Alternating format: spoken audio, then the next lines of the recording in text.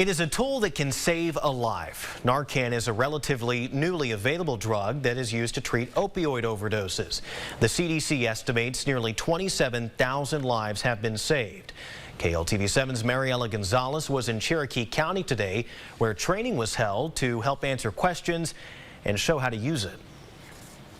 Participants learned how to recognize an opioid overdose and how to administer Narcan at the community center in Alto. Alto resident Tracy Verdal says this is her first time learning about Narcan. EMS can't be everywhere. Doctors can't be everywhere. It's like boots on the ground. The more people that know and that have the tools that can help put out the forest fire. Narcan is used as a life-saving medication. Administered as a nasal spray, it can reverse an overdose of opioids. Kayla Hopper is the lead community health worker with the University of Texas Health Science Center and says Narcan training is vital. It's important to meet the people where they are and bring them information surrounding opioid use disorder and substance use disorder to help break the stigma surrounding that use, as well as save lives in the process. According to Texas Health and Human Services, since 2017, opioids like heroin and painkillers have been involved in about 52% of all unintentional overdose deaths. Nearly 107,000 deaths across the U.S., and it's estimated over 2,500 occurred in Texas. Mindy Robertson with the East Texas Council on Alcoholism and Drug Abuse says two main drugs are used in East Texas. And for our region,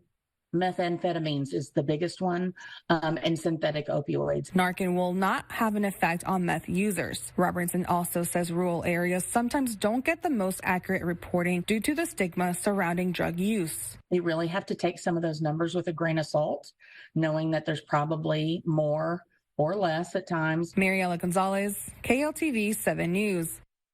And people who use Narcan in hopes of saving a life face no liability in the state of Texas.